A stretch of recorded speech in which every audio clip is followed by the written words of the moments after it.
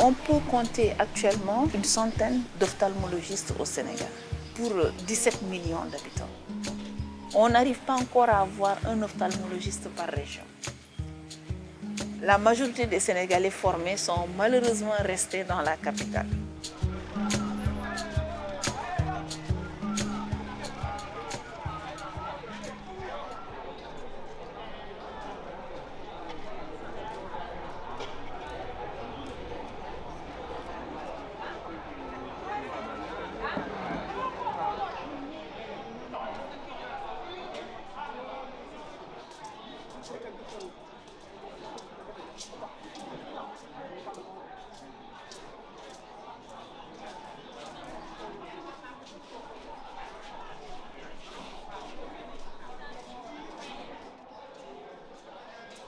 Concernant la situation des ressources humaines, il y a beaucoup d'efforts qui sont faits, puisqu'en ce moment, nous sommes à plus de 70 ophtalmologistes, précisément 74 au niveau du Sénégal. Et le ratio qui est permis par l'OMS est atteint, mais il y a des petits défis qui sont à relever, c'est la répartition géographique. Donc toutes les régions aient quand même un ophtalmologiste et la majorité aussi est située entre Dakar et Thiès. Concernant la situation de la cécité, la cataracte est la première cause de cécité au Sénégal. Et il y a plus de 35 000 à 50 000 cas qui sont recensés tous les ans. Et la deuxième cause, c'est le trachome.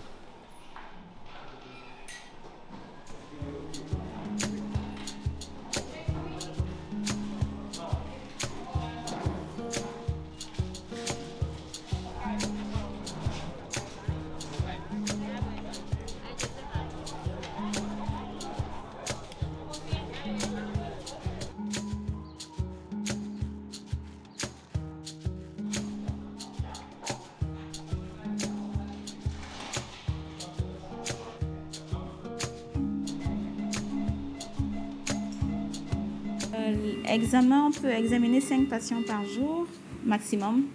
Maintenant, les opérations également, on essaie de limiter les patients à 5. Donc, des fois, on se retrouve avec 10 patients au programme, donc 5 examens sous AG et puis 5 chirurgies. Mais il faut aussi savoir qu'on a malheureusement, on n'opère pas tous les jours, on n'opère que 2 à 3 fois la semaine. Donc, on se retrouve avec une longue liste d'attente, beaucoup de patients qui ne se font pas opérer aussi rapidement qu'ils le souhaiteraient ou que nous le souhaitons. Donc, voilà, c'est les réalités du terrain. Il faut savoir que Diamniadio, c'est un peu un carrefour entre Dakar et les régions. Et en général aussi, en région, il n'y a pas vraiment d'ophtalmopédiatre, donc ils nous les envoient. Donc oui, on reçoit des patients d'un peu partout. La cataracte chez l'enfant, la cataracte chez l'adulte, le glaucome chez l'enfant. On a énormément de patients qui ont un glaucome congénital et quelquefois les tumeurs. Mais c'est plus la cataracte qu'on rencontre ici.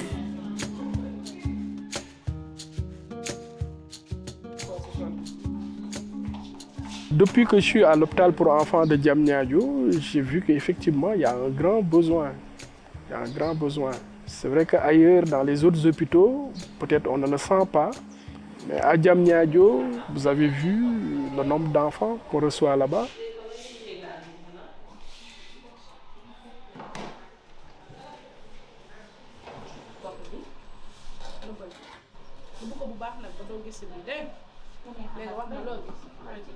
En ce qui concerne l'ophtalmologiste pédiatrique, là, c'est vraiment la quasi-rareté d'ophtalmologistes pédiatriques. C'est avec le DU d'ophtalmopédiatrie qu'on a commencé à développer. On peut dire que depuis 5 ans, une dizaine d'ophtalmopédiatres ont été formés pour la prise en charge des enfants. En plus du plateau technique, il faut de bons spécialistes, bien entraînés, au fait de nouvelles technologies pour pouvoir prendre en charge, améliorer la santé visuelle de nos populations. Et comme nous sommes dans la formation, il nous faut développer ces volets. Mais en plus des ophtalmologistes, il nous faut des auxiliaires à côté des ophtalmologistes qui peuvent les accompagner dans la prise en charge des patients. Et c'est de là qu'on a mis en place ces licences d'orthopsie pour le dépistage, la rééducation visuelle et la licence d'optique lunetterie pour équiper nos patients en lunettes de bonne qualité pour améliorer leur santé visuelle. Il y a ce que l'on appelle le principe des 3 O, l'ophtalmologiste, l'orthoptiste et l'opticien. Donc ces trois-là vont ensemble.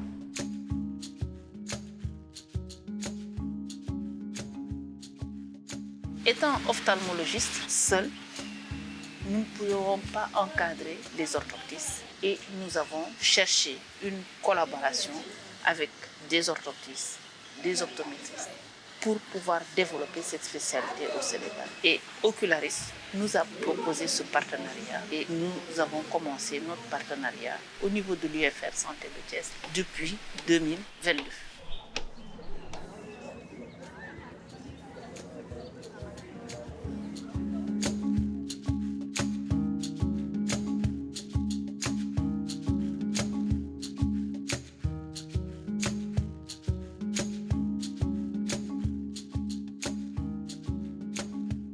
Dans mon cabinet, je dois le référer. Nous sommes des ophtalmologistes et nous voulons former des orthoptistes.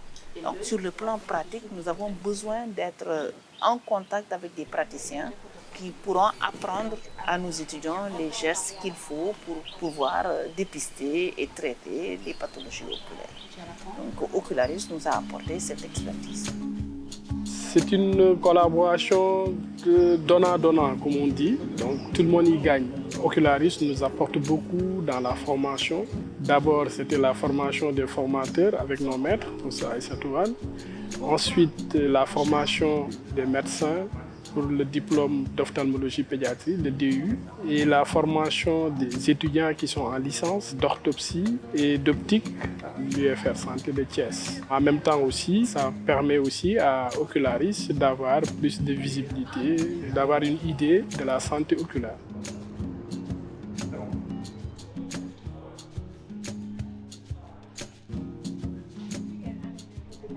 Ça, c'est un patient qui a été opéré. C'était un strabisme qui n'a pas été traité dans l'enfance. Donc dans ce cas, il n'y a pas un œil qui domine l'autre. Donc les deux yeux peuvent prendre la fixation. Donc le cerveau travaille avec les deux yeux. Donc c'est un bon cas. Le principal problème, c'est un préjudice esthétique. Maintenant, si on prescrit les lunettes, après avoir corrigé la participation accommodative, maintenant il va rester un angle résiduel. Et c'est cet angle-là qu'on va essayer de corriger par la chirurgie. Vos impressions? Machallah, ça s'est bien passé. J'ai repris mon travail en plusieurs films. Je fais ici des extras, je fais des domiciles dans les maisons et aussi je fais des autres. Je suis plus confiante, franchement parler. J'avais pas peur, mais j'ai vu la différence. La différence avant de faire l'opération et maintenant. Parce que là, quand je te vois, tu ne me regardes pas bizarrement. Parce que quand je te regardais, tu regardes ailleurs. C'est comme si que je regardais ailleurs.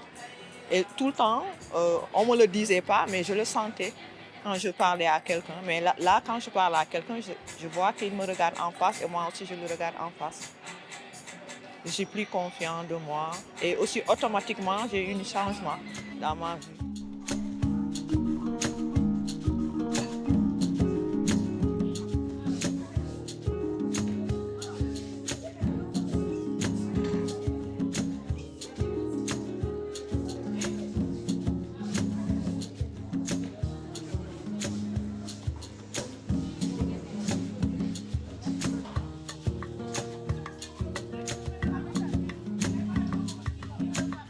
Ça m'a commencé depuis à l'âge de petit. Mes yeux se font rouges. Après, ça me gratte. Si ça me gratte, je mets mes bras un peu. Après, j'ai grandi. Ça ne fait pas mal. Mais si je marche dans le soleil, j'ai un peu mal à vue. J'ai fait la première année de restauration. J'ai toujours aimé la cuisine. C'est pour cela. Parce que je ne fais pas les études. À l'année que je suis en train d'étudier, mes yeux me font mal, je ne vois pas. Après, j'ai arrêté. Tout le temps, quand je revenais à l'école, ils me disaient « Pourquoi tu regardes comme ça? Pourquoi tu regardes comme ça? Tu es comme un aveugle. » Après, je lui ai dit « C'est seulement que je suis malade, c'est pour cela. Je ne sors pas, c'est pour cela que tout le monde me connaît.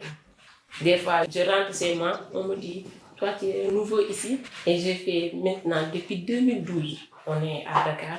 Il n'y a pas beaucoup de monde qui me connaît. Parce que c'est un peu fermé dans ma vie.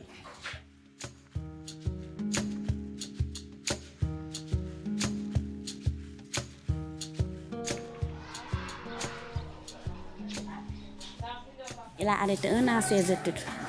Après l'opération, il a repris ses études. Il avait une maladie qui s'appelait cataracte. Mais je croyais que c'est le myopie. C'est que nous sommes des Africains. Si tu as une maladie, la première chose qu'on te dit, c'est d'aller chez les marabouts. Voir les médecines traditionnelles. Mais moi, je n'ai jamais allé dans les médecines traditionnelles. Mais quand je suis allée à l'hôpital de Diamniadio, on trouvait que c'est du cataracte. J'ai poursuivi ces rendez-vous. Après, on a opéré ses 2 yeux. Alhamdulillah, il a réussi cette année-là. Il devait faire l'entrée en 6e. Je suis vraiment heureuse d'avoir mon fils, voir correctement avec ses amis. Parce qu'avant, c'est des habitudes d'enfant. On l'appelait l'aveugle du Dara. Ça m'a vraiment touchée. Aussi, même dans le quartier, les enfants l'appelaient l'aveugle. Des fois, il revient à la maison en pleurant, en me disant que maman, mes amis m'appellent l'aveugle. Mais je lui dis, tu n'es pas l'aveugle. Inch'Allah, on va l'opérer de tes yeux. Tu vas revoir comme avec eux. Mais grâce à Dieu, tout est réalisé à cause du bon hôpital.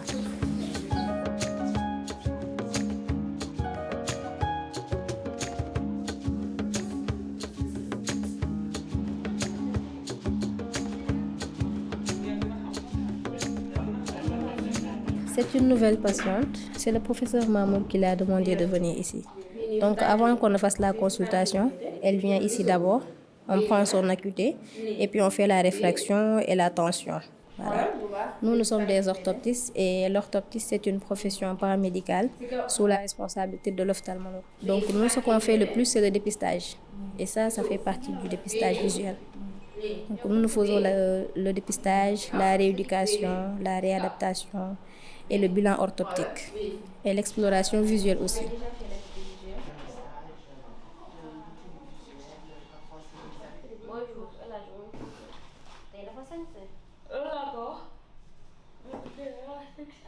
Ok, donc nous sommes allés faire la consultation avec le professeur Aïssatou Wane, professeur Mahmoud Dian, les étudiants en optique lunetterie et les étudiants en licence d'orthopsie aussi. Nous sommes allés avec nos camarades d'ocularistes. Donc nous avons fait la consultation gratuite pour les élèves du Dara. Donc actuellement nous avons recensé toutes les corrections. Voilà. Et puis nous avons fait les commandes.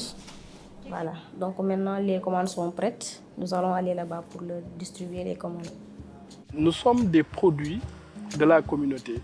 On a fait des études grâce aux impôts de la population. Donc il faut qu'on rende à cette population-là ce qu'elle a fait pour nous. Depuis nos tout petits jusqu'à nos études supérieures, universitaires, jusqu'à devenir des professeurs agrégés.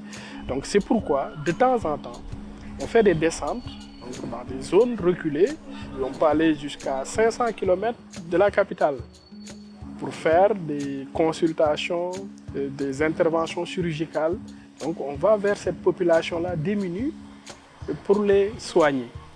On va aussi dans des écoles pour faire des dépistages qu'on appelle les screenings. Nous en avons déjà fait avec Ocularis dans des villages.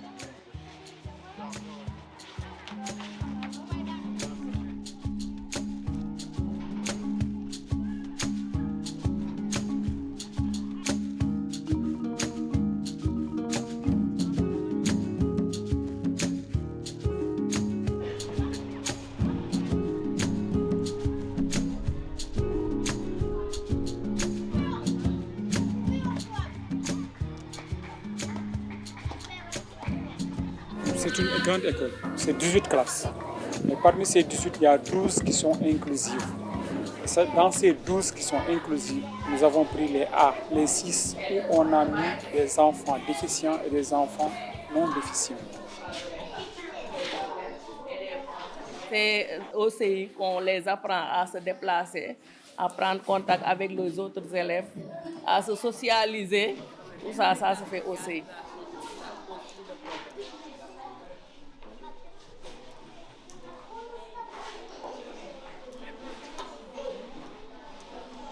Donc ici, la réglette est composée de 6 points. Donc à partir de ces 6 points, on va écrire le caractère qu'on veut. On parle de caractère pour le braille, mais pour les élèves, on parle de lettres, les lettres de l'alphabet. On écrit ça après. La première génération, ils préparent le bac. Et vraiment, ils parviennent à suivre et ils parviennent vraiment à dominer les autres élèves. Parce que dans les écoles spécialisées, l'élève va se mesurer uniquement avec des déficients. Et dans la société maintenant, la société n'est pas faite uniquement de déficients. Parce que dans la vie, il ne va pas se mesurer uniquement avec des déficients, mais il va se mesurer avec les autres. Et là, maintenant, l'inclusion nous permet maintenant donc vraiment d'avoir ces enfants-là. Et maintenant, ces élèves déficients-là, ils sont aidés par leurs camarades. Chaque élève a un tuteur. Et le tutorat maintenant se fait d'une manière naturelle. On y parvient donc petit à petit. Parce que la sensibilisation, surtout, donc, ça passe d'abord au niveau de la classe, ensuite au niveau de l'école. Et maintenant, chaque élève habite dans un lieu, dans un quartier. Donc là, lui, il va sensibiliser. Parce qu'auparavant, vraiment, lorsqu'on prenait les premières générations, c'était difficile pour nous. Et c'était difficile aussi pour les élèves. Parce que là, ils ne pouvaient pas imaginer un aveugle qui va à l'école et qui travaille. Ils ne comprennent pas que ce n'est pas les yeux qui apprennent, mais c'est l'esprit qui apprend.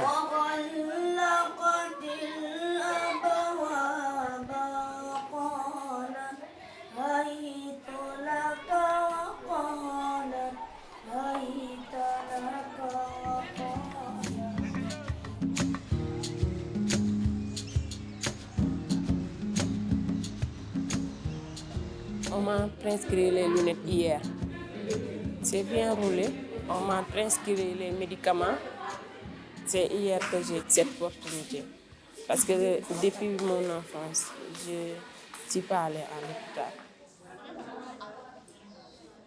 Il y en a beaucoup de filles dans ma classe qui ont un problème de vision, mais elles n'ont pas encore eu la lunette parce qu'elles n'ont pas suivi. Quand je faisais les examens, le docteur m'a dit, tes yeux là, si tu ne le soignes pas, tu vas avoir une cataracte. Le docteur m'a dit ça. Et je le remercie bien parce qu'il m'a beaucoup aidé.